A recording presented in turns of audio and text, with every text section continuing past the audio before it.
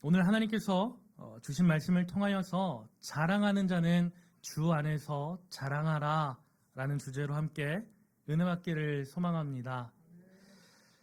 우리 옆에 분들을 바라보시고 이렇게 인사합시다. 은혜 받고 돌아갑시다.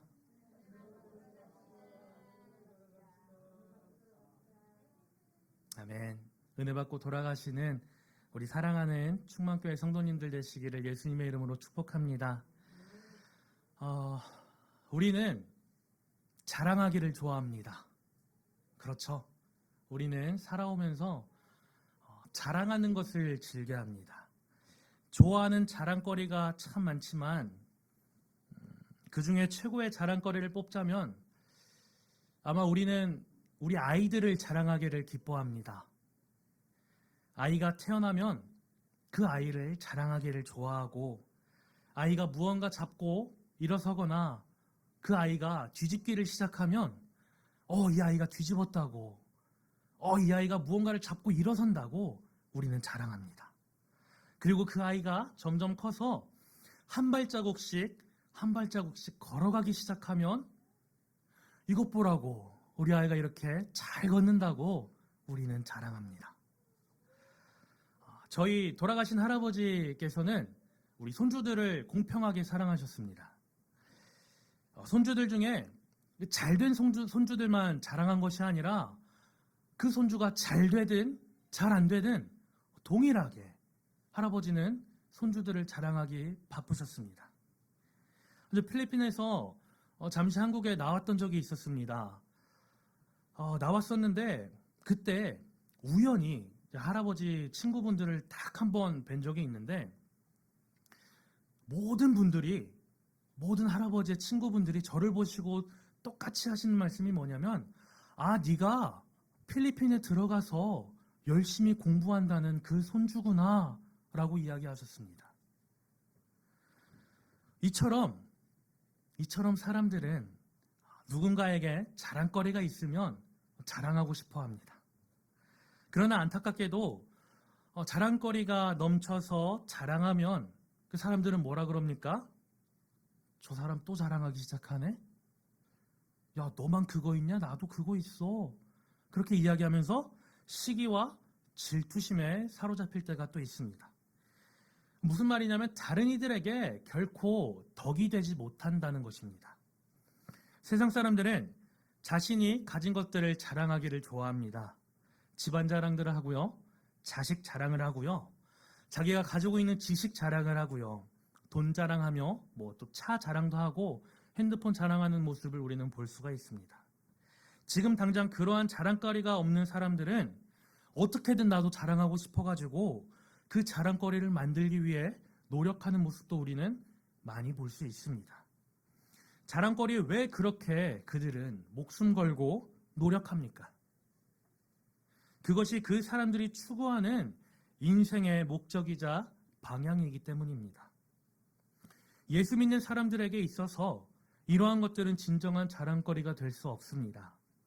예수 믿는 사람들에게 있어서 최고의 자랑거리가 있다면 그것은 바로 내가 예수 믿는다는 사실입니다. 예수 믿게 되었다는 것은 이 세상에서 한 인간이 얻을 수 있는 최고의 영광스럽고 감격스럽고 놀라운 것입니다. 예수 믿는 사람이 되었다는 것은 인간이 누릴 수 있는 최고의 축복을 받은 사람입니다. 그러나 안타깝게도 오늘날 저를 포함한 많은 그리스도인들은 정말 안타깝지만 무엇을 진정으로 자랑해야 하는지 모를 때가 너무나도 많습니다. 세상 사람들이 자랑하는 자랑거리는 예수 믿는 사람들이 자랑할 자랑거리에 비교하면 배설물로밖에 취급되지 않습니다. 우리가 성경에서 잘 아는 구절이죠. 빌립보서 3장 7절과 8절의 말씀을 우리 함께 한 목소리로 읽기 원합니다. 함께 읽습니다. 그러나 무엇이든지 내게 유익하던 것을 내가 그리스도를 위하여 다 해로 여길 뿐더러 또한 모든 것을 해로 여김은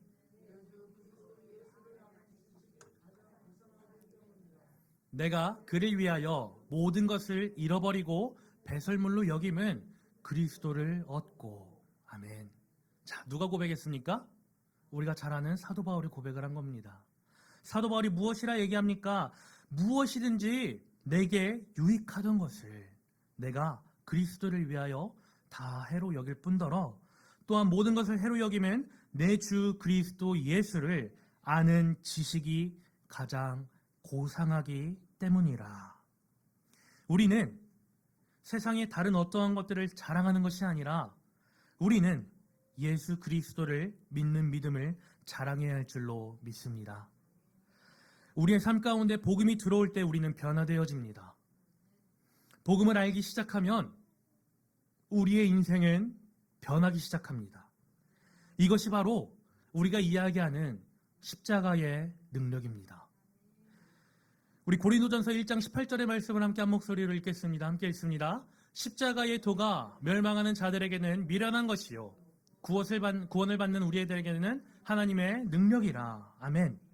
자, 그러므로 십자가의 도가 구원을 얻는 우리에게는 하나님의 능력이라 라고 고백한 것처럼 그러므로 우리는 하나님의 능력과 하나님의 지혜를 구하며 살아가야 합니다. 고린도전서 1장 21절은 우리에게 이렇게 이야기하고 있습니다. 우리 함께 읽겠습니다. 시작. 하나님의 지혜에 있어서는 이 세상이 자기 지혜로 하나님을 알지 못하므로 하나님께서 전도에 미련한 것으로 믿는 자들을 구원하시기를 기뻐하셨도다. 아멘. 그 이어서 고린도전서 1장 24절은 왜 우리가 그렇게 행해야 하는지 그 이유를 이야기하고 있습니다. 우리 함께 읽겠습니다. 시작. 오직 부르심을 받은 자들에게는 유대인이나 헬라인이나 그리스도는 하나님의 능력이요 하나님의 지혜니라. 아멘. 하나님께서 우리에게 그리스도를 허락하신 이유는 무엇이냐 하면 바로 우리에게 하나님의 능력을 허락하시기 위함입니다. 바로 우리에게 하나님을 알게 하는 그 지혜를 허락하시기 위함입니다. 그렇기 때문에 저는 여러분들에게 이렇게 이야기하고 싶습니다. 우리는 예수 그리스도를 만나야 합니다. 예수를 우리가 개인적으로 만나고 영접하는 체험이 있어야 합니다. 그래야 우리가 진정으로 자랑할 것이 무엇인지 우리는 알게 됩니다. 우리의 자랑거리가 우리가 예수를 만남으로써 바뀌기 시작합니다. 이전에는 세상나게 즐겁고 기뻤지만 이제는 오직 예수로 인해 기뻐하고 즐거워하며 감사하게 됩니다. 자랑스러워하는 삶의 가치관과 우선순위가 바뀌는 순간을 우리는 체험을 해야 하는데 어떻게 체험하느냐? 예수 그리스도를 만남으로 체험하게 되는 것입니다.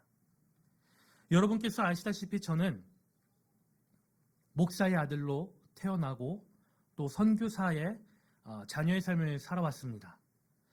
그러나 제가 목사의 아들, 선교사의 자녀, 그리고 한 명의 사역자인 것과 예수 그리스도를 내 삶 가운데 영접하는 것은 별개의 문제입니다.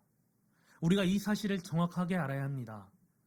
목사의 자녀인지 선교사의 자녀인지 내가 권사의 자녀인지 장로의 자녀인지 내가 집사의 장로인지 아니면 내가 새신자인지 그것은 중요하지 않습니다. 우리에게 중요한 것은 무엇이냐? 내 신앙적 위치는 결코 중요하지 않다는 겁니다. 무엇이 중요하느냐? 나의 삶의 순간 속에서 나는 예수 그리스도를 영접했느냐? 이것이 바로 우리 삶 가운데의 가장 중요한 핵심입니다. 사랑하는 성도 여러분, 여러분들에게 질문 하나를 하고자 합니다. 예수 그리스도를 인격적으로 영접하셨습니까? 그냥 우리가 매번 고백하듯이 습관적으로 고백하는 것이 아니라 정말 진심으로 나는 예수를 영접한 적이 있는가 하는 질문입니다. 얼마 전에 목사님께서 주일 예배 때, 일부 예배 때 저희 사역자 둘을 앉혀놓고 이렇게 질문하셨습니다. 송전도사에게 예수 그리스도는 누구입니까? 다윗 전사님한테 예수 그리스도는 누구입니까? 그 질문을 받아들였을 때 거침없이 대답이 나옵니다. 예수는 살아계신 주요 하나님의 아들이십니다. 그런데 그 말씀을 탁 내뱉고 이런 생각이 들어왔습니다. 나는 진정으로 예수님을 그렇게 정말로 진실되게 믿고 있는가? 다시 한 번 더 여러분에게 묻겠습니다. 사랑하는 성도 여러분, 예수 그리스도를 인격적으로 영접하셨습니까? 우리는 복음 앞에서 개인적인 영적 체험이 있어야 할 줄로 믿습니다. 예수 그리스도를 내 구주로 그리고 인격적으로 체험할 때 그때 바로 우리의 삶은 변화하기 시작합니다. 사도 바울을 한번 살펴보기 원합니다. 우리가 너무나도 잘 알고 있는 사도 바울이죠. 그는 어떠한 사람입니까? 그는 유대인 중 가장 뛰어난 가정에서 태어났습니다. 그의 스승은 매번 학생들이 하나라도 더 배우고자 줄을 서서 기다릴 정도로 위대한 그리고 똑똑한 스승이었습니다. 그런 스승 밑에서 공부했던 이 사도 바울은 정말 똑똑했고 정말 대단한 사람이었습니다. 무엇보다 그는 그 당시 최고의 시민권인 로마 시민권을 붙들고 태어난 자입니다. 세상적으로 뛰어나고 학문적으로 인정받는 그의 삶은 한 번의 사건으로 완전히 뒤바뀌게 됩니다. 우리가 너무나도 잘 아는 사건이죠. 예수를 인격적으로 체험하자 그가 다메섹으로 예수 믿는 사람들을 죽이기 위해 쫓아가다 예수님을 만나자마자 그는 복음을 모를 때의 모습과 완전하게 다른 180도 변한 모습을 살아가기 시작합니다. 그는 지난날의 자랑거리들을 우리가 아까 읽었듯이 다 배설물로 여긴다고 고백할 정도로 그의 삶은 변하기 시작합니다. 그리고 그가 그토록 증오하고 그가 그토록 붙잡아 죽이려고 했던 예수 그리스도를 전파하고 그리고 그 예수 그리스도의 이름 때문에 순교하게 되는 한 명의 순교자로서 삶을 살아갑니다. 사랑하는 성도 여러분, 우리는 부르심을 자랑하며 살아가야 합니다. 성도의 자랑은 부르심에 있습니다. 우리가 한 가지 오해하는 것이 있습니다. 하나님께서는 목회자만, 하나님께서는 목사님과 선교사님과 사모님과 전도사님들만 부르셨다. 그런데 사실 우리는 모두가 동일하게 하나님 앞에 부르심을 받은 하나님의 일꾼들입니다. 사도 바울은 고린도 교회에 편지하며 그들에게 이렇게 이야기합니다. 고린도전서 1장 2절의 말씀을 우리 함께 한 목소리로 읽겠습니다. 함께 읽습니다. 고린도에 있는 하나님의 교회 곧 그리스도 예수 안에서 거룩하여지고 우리의 주 곧 그들과 우리의 주 되신 예수 그리스도의 이름을 부르는 모든 자들에게 우리가 볼 수 있는 것이 무엇입니까? 하나님은 우리 모두를 성도라 부르셨다는 사실입니다. 자, 성도란 무엇이냐? 성도란 세상에 속하여 살아가지만 세상을 이기며 사는 자들이 성도입니다. 다시 한 번 더 말씀드릴게요. 성도란 세상에 속하여 살아가지만 이 세상을 이기는 자들이 성도입니다. 세상의 문화를 거역하고 하늘 백성답게 하나님 나라의 시민답게 살아가는 자들이 성도입니다. 그리고 그 성도들이 바로 오늘 하나님을 예배하는 여러분과 저인 줄로 믿습니다. 우리 고린도전서 1장 26절 우리 본문의 말씀을 함께 한번 읽겠습니다. 함께 읽습니다. 형제들아 너희를 부르심을 보라. 육체를 따라 지혜로운 자가 많지 아니하며 능한 자가 많지 아니하며 문벌 좋은 자가 많지 아니하도다. 오늘 본문에서는 우리에게 형제들아 너희들의 부르심을 보라 라고 말씀하고 있습니다. 부르심을 보라. 부르심은 무엇이냐? 부르심이 바로 신앙생활입니다. 성경 속 부르심을 한번 살펴보기 원합니다. 우리 창세기 6장 12절과 13절 말씀을 함께 한 목소리로 읽겠습니다. 함께 읽습니다. 하나님이 노아에게 이르시되 모든 혈육 있는 자의 포악함이 땅에 가득함으로 그 끝날이 내 앞에 이르렀으니 내가 그들을 땅과 함께 멸하리라. 우리가 읽은 이 본문의 말씀에서 보는 것이 무엇이냐? 하나님께서는 노아를 부르셨다는 겁니다. 그리고 그 노아를 통해 무엇을 이루셨느냐? 바로 하나님의 의를 이 땅 가운데 나타내시고, 그리고 노아의 그 한 가정을 통하여서 하나님의 역사를 다시 한 번 더 시작하신 모습을 우리는 볼 수가 있습니다. 또한 하나님께서는 누구를 부르십니까? 창세기 12장 1절과 2절 말씀을 함께 한 목소리를 읽겠습니다. 함께 읽습니다. 여호와께서 아브라함에게 이르시되 너는 너의 고향과 친척과 아버지의 집을 떠나 내가 내게 보여줄 땅으로 가라. 내가 너로 큰 민족을 이루고 내게 복을 주어 내 이름을 창대하게 하리니 너는 복이 될지라. 아멘. 하나님께서는 아브라함을 부르셨습니다. 아브라함의 동네에 있는 다른 사람도 부르셨을 법한데 하나님은 아브라함에게 나타나 그로 말미암아 큰 민족, 하나님의 민족을 이루시겠다라고 말씀하십니다. 그뿐만 아닙니다. 우리가 잘 아는 모세도 하나님은 부르시고 여호수아와 갈렙을 부르시고 사사 기드온, 삼손도 하나님은 부르셨습니다. 엘리야를 부르셨고 엘리사를 부르셨습니다. 우리가 쭉 나열한 이 사람들의 삶을 바라보면서 우리가 어떻게 이야기합니까? 하나님은 능력 있는 자를 부르시는구나. 하나님은 준비된 자를 부르시는구나. 하나님은 하나님의 사람들을 부르시는구나. 하나님께서 부르시고 사용하는 사람들은 모두 믿음이 뛰어나구나. 그들은 용사구나. 하나님 앞에서 정직하구나. 그러나 사랑하는 성도 여러분, 우리가 잊고 있는 사실이 한 가지 있습니다. 부르심은요, 평범합니다. 부르심의 시작은 평범하게 시작합니다. 그들은 우리처럼 연약했고 때로는 믿음이 부족한 모습도 보여줬고 온전히 하나님을 신뢰하지 못하는 모습도 보여줬습니다. 뿐만 아니라 그 중에 어떠한 사람은 하나님을 시험하기까지도 합니다. 하나님의 말씀에 온전히 순종하기보다는 자신의 혈기를 드러내기 바빴던 사람도 있습니다. 부르심의 시작은 평범하지만 그 끝은 창대했습니다. 그러므로 부르심에 응답하는 일은 상당히 엄숙하고 또 준엄합니다. 아브라함의 부르심에 대한 순종으로 하나님은 그의 자손을 통하여 이스라엘이라는 민족을 이루셨습니다. 그의 시작이 창대하고 위대했습니까? 아브라함이 어떤 모습으로 시작했습니까? 그는 아무것도 가진 것 없이 그의 가족을 데리고 그가 살던 곳을 떠나 아무것도 모르는 그 땅으로 들어갔습니다.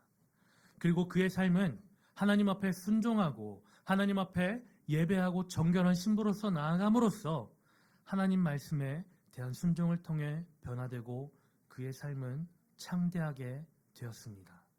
사랑하는 성도 여러분, 하나님의 부르심에 거룩하게 반응하십시오. 하나님께서 우리를 이 땅 가운데 세우신 것에는 분명한 목적이 있습니다. 하나님은 나라와 민족과 역사와 교회와 가정 가운데에 나 한 사람을 부르신 목적이 분명하게 있습니다. 예레미야 1장 5절 말씀 우리 함께 읽겠습니다. 함께 읽습니다. 내가 너를 모태에 짓기 전에 너를 알았고 내가 배에서 나오기 전에 너를 성별하였고 너를 여러 나라의 선지자로 세웠노라 하시기로. 하나님께서 예레미야에게 무엇을 이야기합니까? 내가 너를 태어나기도 전인 모태에서 짓기도 전에 나는 너를 알았다. 그리고 네가 그 배에서 나오기 전에 이미 내가 너를 구별하였다. 그리고 너를 여러 나라의 선지자로 세웠노라 라고 이야기하십니다. 내 가정 속에서 나 혼자 믿음 생활한다고 낙심하고 절망하지 말아야 합니다. 내 가정 사람들을 통하여서 또 안 믿는 주변 사람들을 통하여서 오는 시련과 고난과 환난을 두려워하지 말아야 합니다. 나를 통하여 분명히 역사하실 하나님의 일을 기대하고 소망하며 나아가야 합니다. 나를 통하여서 지금 당장은 일하지 않는 것 같지만 실패하고 좌절하고 포기하고 낭망하지 말아야 할 이유는 무엇이냐 하면 바로 하나님께서는 여러분 한 사람 한 사람을 이미 모태에 짓기 전부터 아시고 구별하여 세웠다는 것입니다. 그러므로 사랑하는 성도 여러분, 우리는 이 하나님의 부르심, 하나님의 백성, 하나님의 자녀의 부르심에 대해서 자랑할 줄로 알아야 합니다. 하나님으로부터 받은 이 부르심에 순종하며 이 부르심을 자랑하는 저와 여러분이 되시기를 예수님의 이름으로 소망합니다. 그렇다면 우리는 또 무엇을 자랑해야 합니까? 우리는 택함받은 것을 자랑해야 합니다. 하나님께서 우리를 부르신 것에서 그치는 것이 아니라 하나님께서는 우리를 택하셨습니다. 그리고 그 택하심 속에서 하나님 자녀답게 살아가도록 하나님은 우리와 동행하십니다. 세상에는 똑똑한 사람들이 있고 분명히 능력 있는 사람도 있고 집안이 좋은 사람도 있습니다. 이러한 통계가 있습니다. 각 나라의 3에서 5%의 사람들이 나라의 부와 경제와 모든 분야의 80% 이상을 좌지우지한다고 합니다. 그리고 대개의 사람들은 평범한 서민들이고 또 중산층들입니다. 무슨 말을 하고 싶냐 하면 사도 바울 당시 우리가 읽었던 이 고린도 교회의 평범한 그 믿음 생활하는 신앙 생활을 하는 그 백성들 역시 평범한 서민들이 모여 시작했던 교회라는 겁니다. 그러나 분명한 사실은 하나님은 그 사람들을 부르셨고 택하셨고 또 하나님의 일을 위하여 세우셨다는 겁니다. 하나님이 인생을 택하고 쓰시는 선택의 기준은 우리가 생각하는 이 세상의 기준과는 너무나도 다른 모습을 보여줍니다. 오늘 본문의 말씀은 이렇게 우리에게 이야기합니다. 우리 본문의 27절과 28절의 말씀을 함께 읽겠습니다. 함께 읽습니다. 그러나 하나님께서 세상의 미련한 것들을 택하사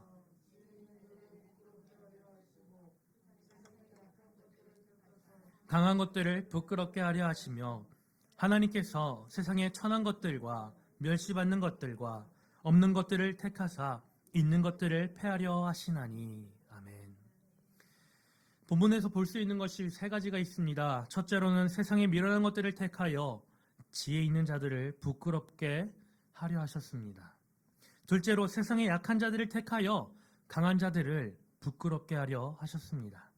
그리고 셋째로 세상의 천한 사람들과 멸시받는 사람들과 없는 사람들을 택하여 있는 사람들을 패하려 하셨습니다.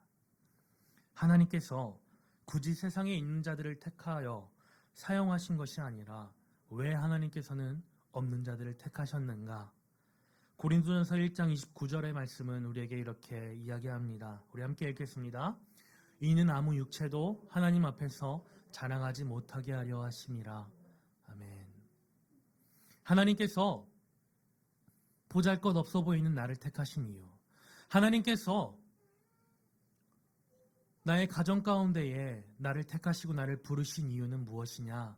바로 나로 하여금 아무 육체도 하나님 앞에 자랑하지 못하게 하려 하심입니다.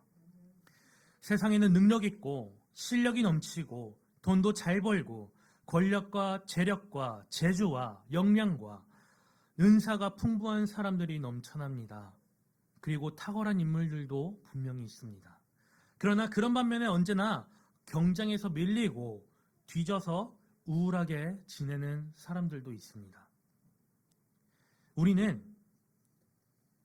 저는 아직 물론 자녀를 키우진 않았지만 우리는 우리의 자녀들이 잘 되기를 원합니다. 저희 어머니와 통화만 하더라도 그렇습니다.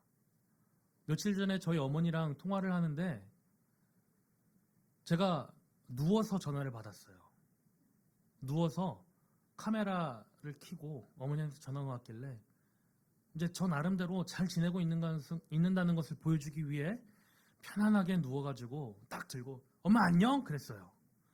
그때 저희 어머니가 너 이놈 새끼 이 시간에 뭐 하는 거야 누워서. 너 일어나가지고 뭐라도 해야 될 거 아니야. 젊은 놈이 뭐 하는 거야. 혼이 났어요. 왜요? 저희 어머니가 저를 싫어해서가 아니잖아요. 저희 어머니가 제가 미워서 그렇게 이야기하는 게 아니잖아요. 저희 어머니가 제가 잘 되고자 위해서 저한테 그렇게 이야기하시는 거잖아요. 우리들은 우리의 자녀들이 잘 되기를 원합니다.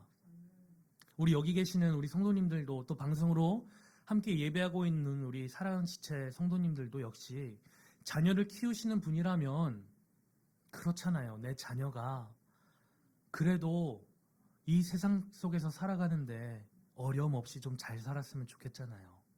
그렇죠? 그렇죠. 네, 맞아요. 그런데 사랑하는 성도 여러분, 세상에서 잘 되는 것도 중요하지만 우리가 잊지 말아야 할 가장 중요한 것은 무엇이냐 하면 우리의 자녀들은 하나님 안에서 잘 돼야 할 줄 믿습니다.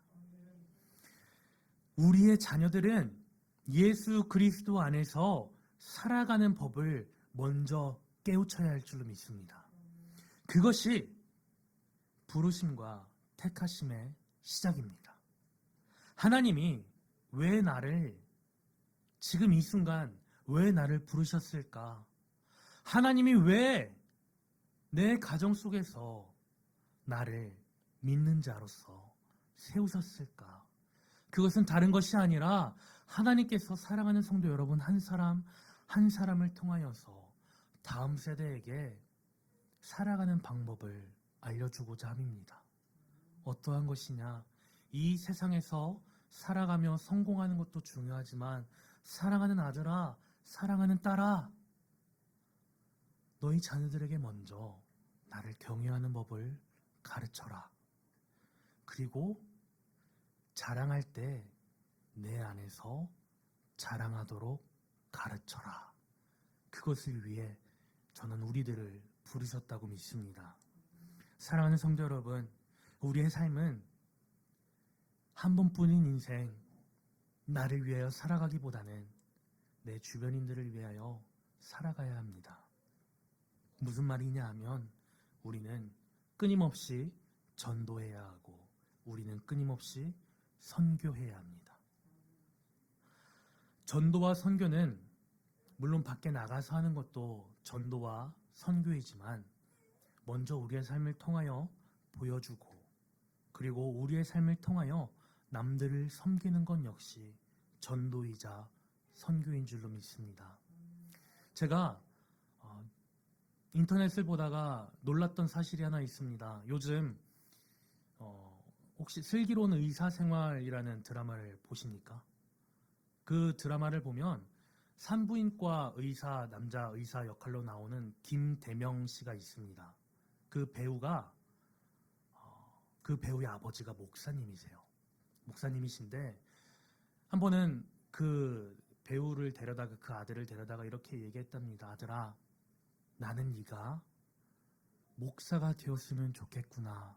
목사가 되어서 복음을 전도하는 일에 힘썼으면 좋겠구나 라고 이야기를 했는데 그분이 이렇게 이야기했답니다. 아버지, 저는 배우로서 살아가며 하나님의 영광을 위하여 하나님께 영광 올려드리는 것 또한 전도의 방법이라고 생각합니다.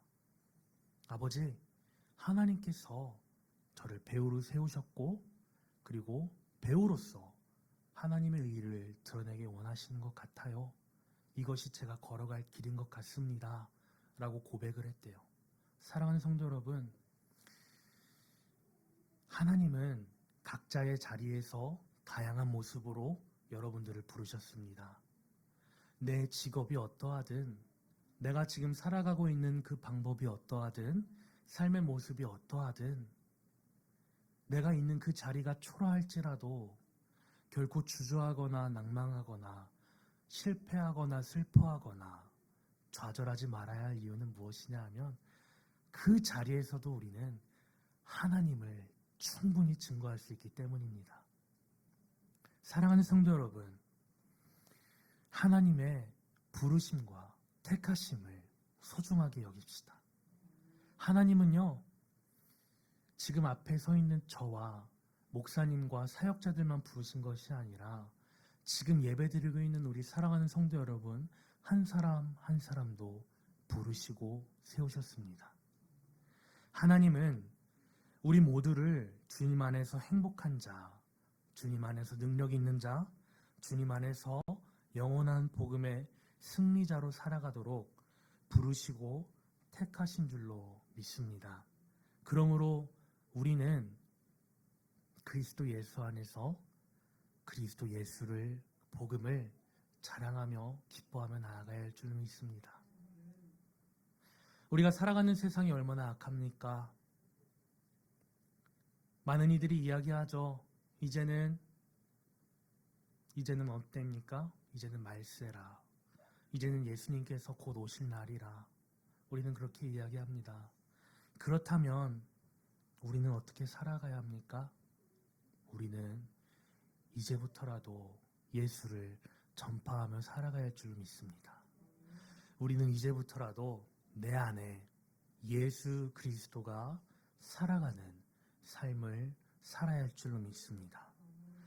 주 예수 그리스도를 믿는 성도는 하나님으로부터 나서 그리스도 예수 안에 사는 자들입니다. 여러분은 예수 안에 사는 삶을 살고 계십니까? 사랑하는 성도 여러분, 여러분은 예수 안에 살아가고 계십니까? 이름만 성도일 뿐만 아니라 그냥 우리의 행실만 교회에 왔다 갔다 하며 예수 믿는다고 입술로만 고백하는 것이 아니라 정말 우리는 진정으로 예수를 붙들고 살아가고 있습니까? 바울은 편지마다 이렇게 강조를 합니다. 그리스도 예수 안에서 사도된 나 바울은 편지하노니. 그리스도 예수 안에서, 그리스도 예수 안에서, 그리스도 예수 안에서. 이 부분을 우리는 바울 편지의 시작을 꾸미는 한 미사어구라고 생각해서는 안 됩니다. 이 부분은 우리에게 중요한 고백이자 우리의 삶의 자세가 되어야 할 줄로 믿습니다. 그리스도 예수 안에서 내가 당신을 사랑합니다. 그리스도 예수 안에서 내가 여러분을 섬기겠습니다. 이러한 삶의 자세가 나와야 할 줄로 믿습니다. 우리 서로를 바라보며 이렇게 질문하기 원합니다. 당신은 그리스도 예수 안에 있는 사람입니까?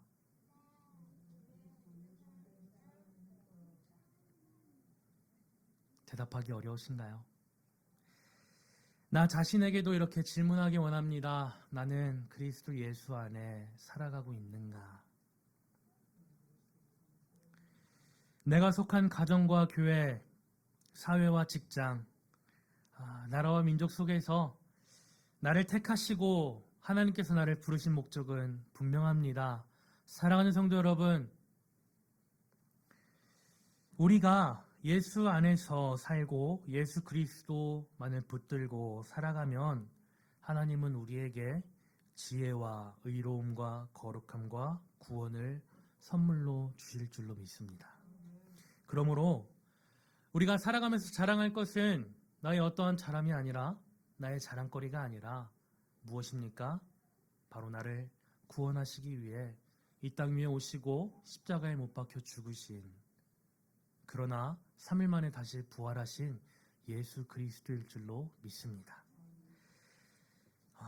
날마다 우리의 삶 속에서 그 예수님만을 자랑하며 그 예수님만을 즐거워하며 살아가는 사랑하는 성도 여러분 되시기를 예수님의 이름으로 축복합니다. 우리 이 시간 함께 기도하기 원합니다. 우리 이 시간 기도할 때 주님, 우리가 매일매일 살아가면서 진정으로 무엇을 자랑해야 할지 알기를 원합니다.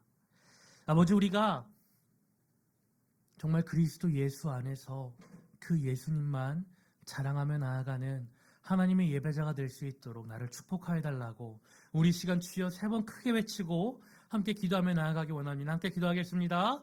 주여! 주여! 주여!